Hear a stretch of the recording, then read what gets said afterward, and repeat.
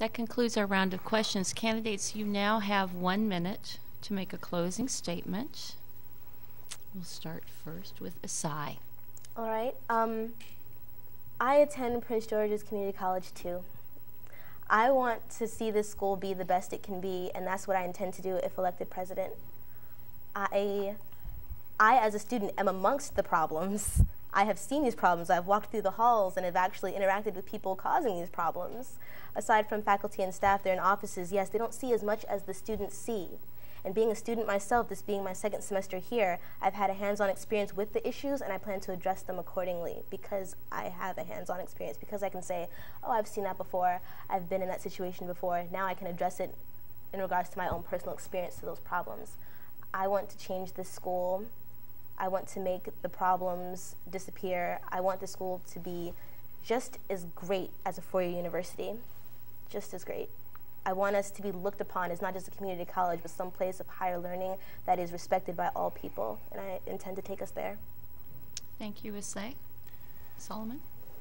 The respect that we get as a community college is we don't have as much respect as we would have for Montgomery College or Arundel Mills College.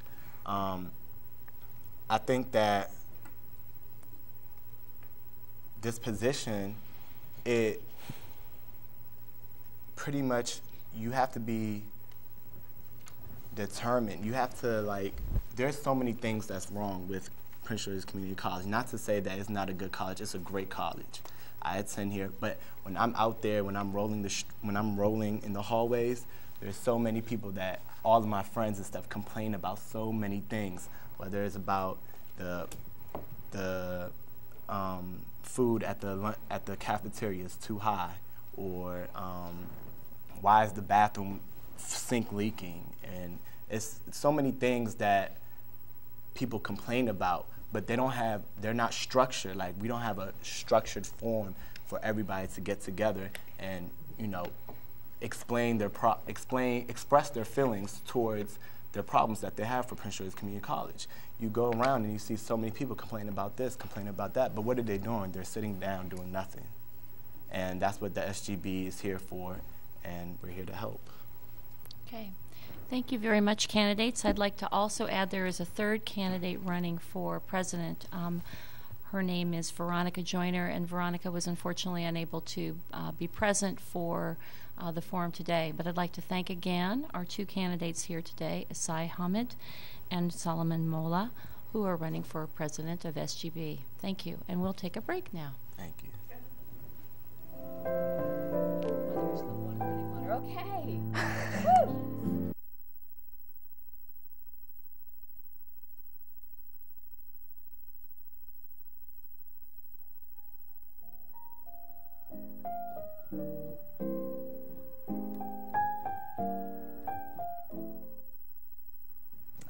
Welcome back. And for our last round, I'd like to introduce three of our candidates running for Vice President of Academic Affairs, Mr. Marcus Lindo II, Christine Jewell, who is running for Vice President of Administrative Affairs and Student Representative for the College-Wide Forum, and lastly, Phyllis Cottrell, who is running for Director of Public Relations. Welcome, students. Thank you very much for coming. Thank you. Okay, the same rules apply. We're going to have 2 rounds of questions for you.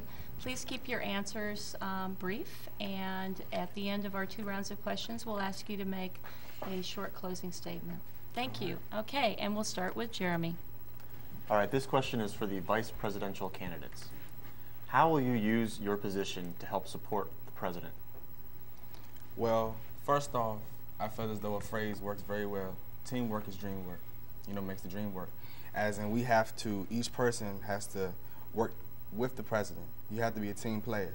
Everyone has to agree upon certain things. You can't bicker. You can't always argue. You all have to come to an agreement. And by me being in my position, I have to not only have my own opinion, but also look out for the president, because they ultimately make the final decision on most of our things that go on with the school. I would say teamwork as well, and also developing a relationship, because we both will be in the position for all of the academic year 2011 to 2012 So I believe that communication is definitely needed, and just developing a relationship with them as well, and teamwork. Okay, Neo. All right. This is for the vice presidential candidates too. In what ways have the human or technological resources at Prince George's Community College been available to you? And how will you ensure that students who follow you will be able to exploit those same resources? I myself, being on scholarship here at Prince George's Community College, I'm in the Step High program. So I feel as though that I myself can be somewhat of a vessel or a model so that students can feel more uplifting to say, instead of just saying, well, I'm just a student here. Well, let's go ahead and look at the opportunity that you have with the writing center. You have math tutors. You also have some professors more than others listen more to the students and their problems. But it's all about just communication. You know, you make choices in life. And I feel as though that by instead of just telling someone to do something, first I feel as though you should show them, then tell them, then have them show you. And that's how we can work it out. I would say communicating. I myself am a scholarship recipient myself. I'm a Hillman entrepreneur. And we have a lot of things at Prince George's Community College that a lot of students don't really know about, like the Writing Center, and there's a lot of programs that go on during the semester that a lot of people don't really hear about.